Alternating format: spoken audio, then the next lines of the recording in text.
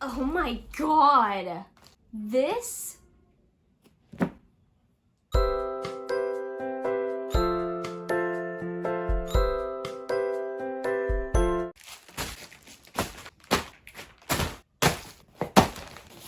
Okay, I probably shouldn't be throwing these boxes of books. That's probably not the best idea. Hello everyone, welcome back to my channel, which my name was Sincerely Sam and now it's Samantha Faye.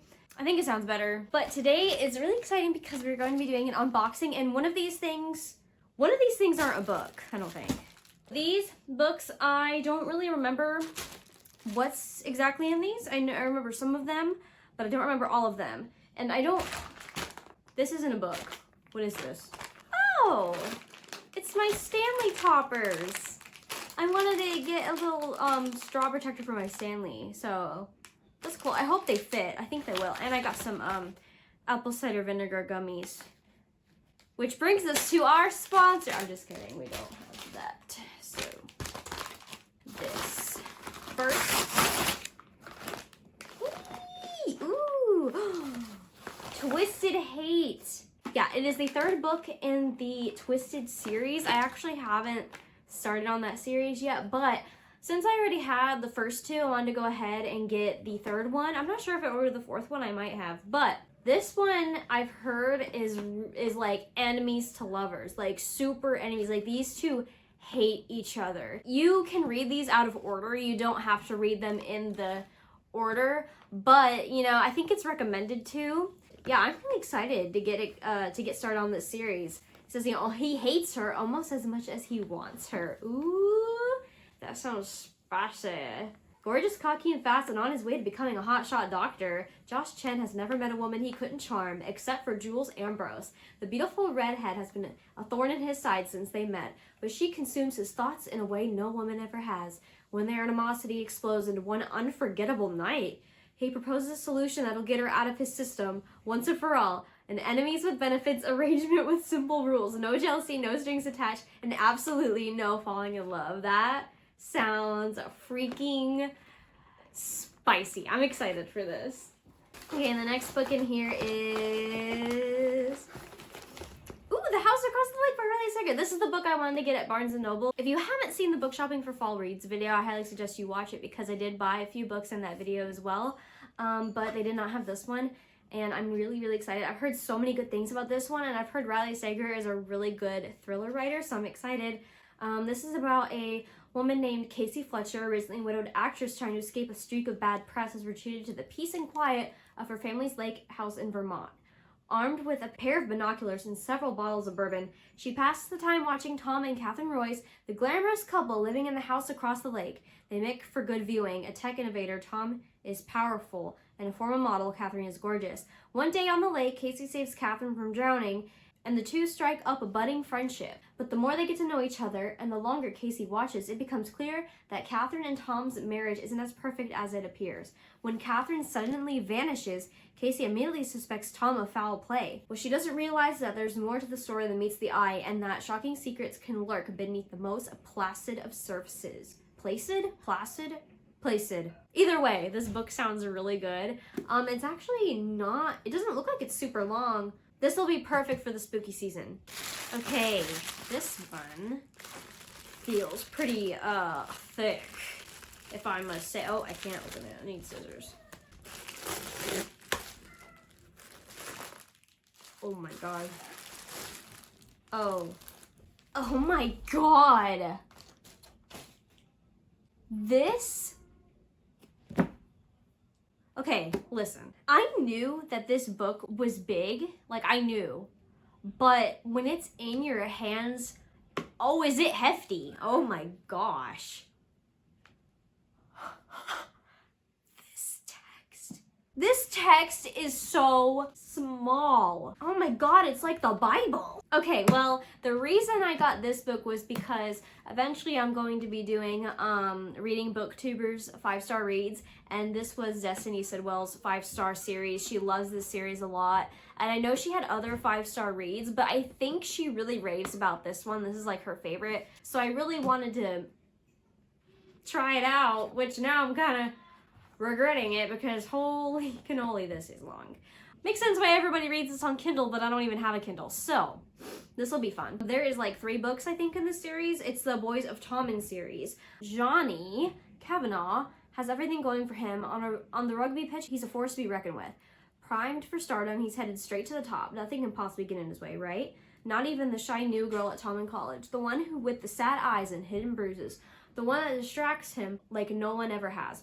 Plagued by a hidden injury and desperate to impress the scouts watching his every move, Johnny has been placed on a pedestal so high he has no room to make mistakes. Striving to maintain balance, and on the crest of the international summer campaign, Johnny needs to keep his head in the game. He needs to stay focused and cannot afford to let distractions get in the way of the bigger picture. But what happens when a lonely girl with sad eyes becomes the only picture? Wow, okay, sweet. I think this is dual perspectives. Well, if Destiny Sidwell likes this book, then I'm willing to give it a shot. I am shocked at how big it is, though. Like, it is way bigger in person. This book is like 600 pages long. That would be the longest book I've ever read. Interesting. Okay, moving on. Okay, I have another one of these ones. All's well that ends well, and I'm in a new hell at the time. And you lost my mind. Ooh, I'm excited about this one. I was also looking for this one at Barnes & Noble. This is Heart of the Raven Prince.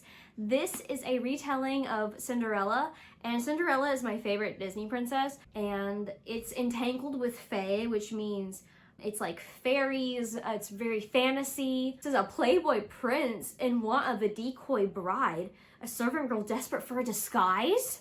Whoa, half-Fae Ember craves freedom from her conniving stepfamily.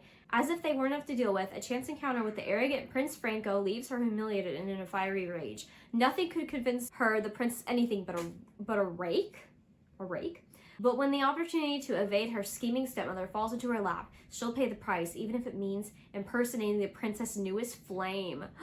Enemies to lovers again, it sounds like. I'm excited. This book is so pretty. You got the clock here and the shoe. I'm excited about this. I really wonder how different this is gonna be. I really wanted to read this because I saw Sarah Caroli read it and she really, really loved it. It was either this one or the Snow White one, I'm not sure. But anyway, I think right now the Cinderella one is out. I think Snow White, and I think Sleeping Beauty one came out, but I'm not sure what else there is. I want to say that there's a Beauty and the Beast one out right now, but I'm honestly not too sure. But I'm really excited about this. This sounds so good. Okay, I guess I'll open this one next. And I know what this is because it's in a very difficult box. Okay, I ordered this a long time ago and I was waiting until I made a bigger book purchase so I could film a video. But this is also going to be a part of reading BookTuber's 5-star reads. And if I could get it out, I will show you what it is. And I really hope it's the correct one. And you'll see what I mean in a minute. Why am I gonna make things so difficult? Oh my god, what the? I mean, I appreciate they packaged it good, but holy cannoli. Alrighty, the moment of truth. Yes! Okay, I ordered Magnolia Parks and they came out with new covers, so I spent a little bit more just to get the original cover because this cover is so cool. I love the older covers. I hate that they're changing them, and that's okay, and I understand why, but I just wanted this cover. There's like 4 books in this, but this is Sarah Caroli, 5-star read. She loves the Magnolia Park series. I think she's like known for loving Magnolia Parks, pretty much. So this is also for that video. I'm really excited to read this. I think it's basically like, I've heard it was just a toxic romance type thing. The back says, how many loves do you get in a lifetime? She's beautiful, self-involved, and mildly neurotic London socialite. He is Britain's most photographed bad boy who broke her heart. But Magnolia Parks and BJ Ballantyne are meant to be, aren't they? And there's some pictures on the back. It's kind of, I see a butt. I'm super excited to read this, and I'm really glad I was able to get the original cover. Like, there was that worry in the back of my mind that they were going to send me the newer covers. You know, if I end up liking this series, then I will spend the money it takes to get the old cover, the old covers to add to my library. So this will be interesting. These pages are big. Like, they're like long. Alrighty, what is next? Make sure my address isn't showing. I need to sit different. Oh god. Oh god, no. Magnolia Parks is falling.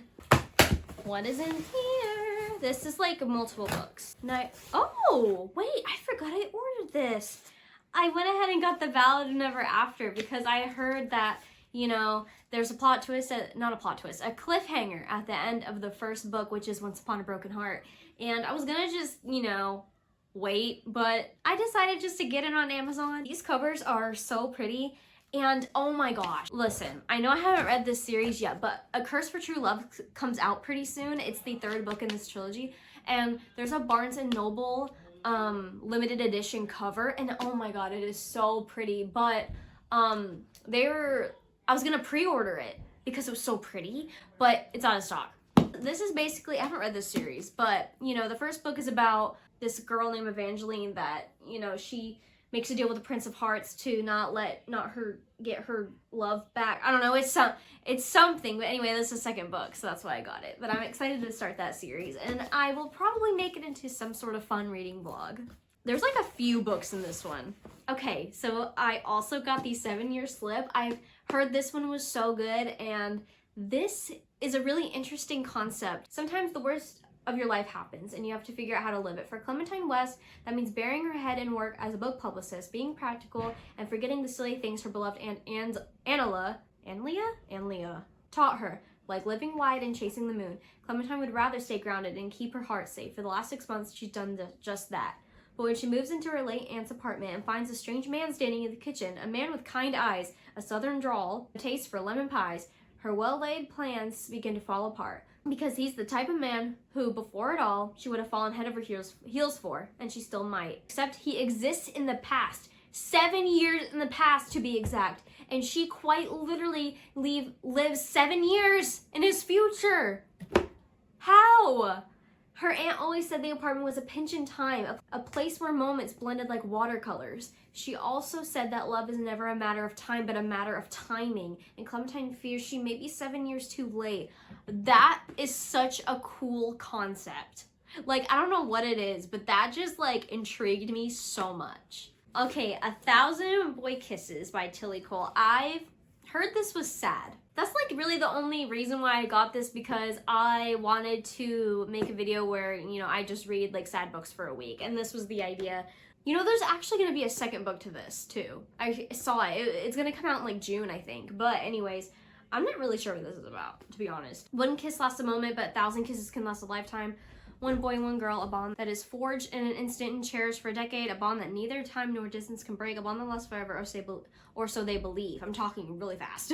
When 17-year-old Rune Christensen returns from his native Norway to the sleepy town of Blossom Grove, Georgia, where he befriended Poppy Litchfield as a child, he has just one thing on his mind. Why did the girl who was one half of his soul, who promised to wait faithfully for his return, cut him off without a word of explanation? Rune's heart was broken 2 years ago when Poppy fell silent. But when he discovers the truth of her absence, he finds that the greatest heartache is yet to come. Oh. I've heard this was sad, even though the cover is so cute, but like I heard it was sad. So that's definitely a book I'm going to be reading for that video. And I'm excited to read it because I've heard a lot about this, so it'll be interesting. Oh my goodness, this one's hefty.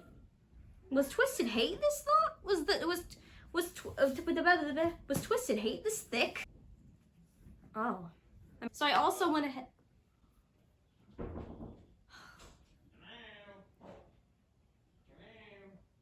So this is the fourth and final book in the Twisted series, and I went ahead and got it because, like I said, I already had books 1 and 2, so I went ahead and ordered 3 and 4. I haven't started this series yet, but I just wanted to have all the books. He'll do anything to have her, including a lie. Ooh. So this one's about a guy named Kristen Harper. He is a monster dressed in the perfectly tailored suit of a gentleman. He has little use for morals and even less use for love. But he can't deny the strange pull he feels towards the woman living in just the one floor below him.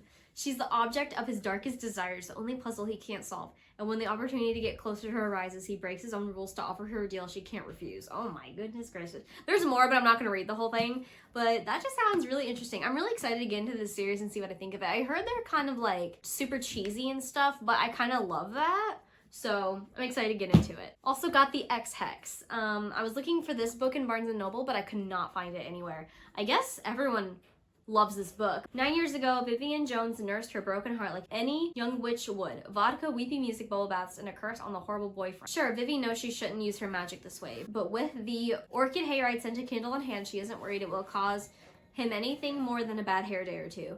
That is until Rice Penhallow, descendant of the town's ancestors, breaker of hearts and annoyingly just as gorgeous as he always was, returns to Graves Glen, Georgia. What should be a quick trip to recharge the town's lee lines and make an appearance at the annual fall festival turns disastrously wrong. With one calamity after another striking Rice, Vivi realizes her silly ex-hex may not have been so harmless after all. Interesting. That sounds fun. It sounds fun. So that's why I got it, because it's like a very Halloween-esque book, and there is a second book about her sister called The Kiss Curse, and they did have that one at Barnes & Noble, but I really just wanted to start with this one. And I also got the Love Wager. I didn't really know that there's a book before this. I already forgot what it was called. I think it's called Mr. Wrong Number, but I think you can read them separately, but I think I may want to go and order that one first before I read this one. If that's true, I may be mixing some up. But New York Best Time author of Mr. Wrong Number. There it is. That's what it is. So this book is about a girl named Hallie Piper, and she's turning over a new leaf after belly crawling out of a hotel room. She decides it's time to become a full-on adult. She gets a new apartment, new haircut, new wardrobe, but when she logs on the dating app, she is determined she will find her new love. She sees none other than Jack Marshall, the guy's room she snuck out of. After agreeing that they are absolutely not interested in each other, Jack and Hallie realize they're each other's perfect wing person in their searches of the one. They text about their dates, often scheduling them at the same restaurant so that if things don't go well, the two of them can get tacos after. Spoiler, they get a lot of tacos together. Discouraged by the lack of prospects, Jack and Hallie make a wager to see who can find true love first, but when they agree to be fake dates for a weekend wedding, all bets are off. As they pretend to be a couple, lines become blurred, and each struggles to remember why the other was a bad idea to begin with. That sounds so fun, like basically fake dating. I love that trope. It's one of my favorites. I'm really excited to read this, but yeah, I might have to order Mr. Wrong Number first. I don't know if you can read them out of order. I'm sure you can, but I kind of like to stay in order, if that makes sense. Okay, one more box. I don't know what's in here, actually. I don't remember what's in this box. Oh yeah, we've got some more thrillers, I say. This is The Last Word by Taylor Adams.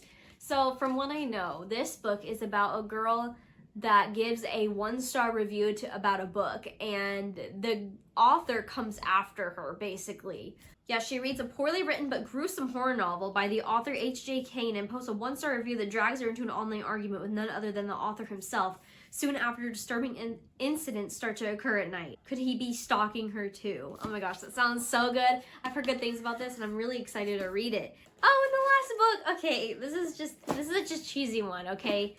It's called The Upside of Falling. Heard cute things about this book. So it's about 17-year-old named Becca Hart believed in true love. When her former best friend teases her for not having a boyfriend, Becca impulsively pretends she's been secretly seeing someone. Brett Wells has it all. As captain of the football team and one of the most popular guys in school, he should have had no problem finding someone to date, but he's always been more focused on his future than who to bring to prom. When he overhears Becca's lie, Brett decides to step in and be the mystery guy. It's the perfect solution. He gets people off his back for not having a meaningful relationship, and she can keep up the ruse that she's got a boyfriend. Acting like the perfect couple isn't easy though, especially when you barely know the other person. But Becca's still picking up the pieces from when her world was blown apart years ago. And Brett just barely holding his together now. They begin to realize they have more in common than they ever could have imagined. So fake dating again. I love fake dating. That is so fun. And that is all the books. This will be an accomplishment if I can actually read that, but I have to. I bought it. Not all of these are going to be on my October TBR, obviously. This is a lot of books, but some of these might, but you'll have to stay tuned for that video, which is coming out fairly soon. But anyway, thank you all for joining and watching the video. Have you guys read any of these? Have you read Binding 13? If you have, I'm impressed. Anyway, let me know what you are going to be reading this month. I'm super excited to get into some of these this month. And I will see you in the next one. Bye!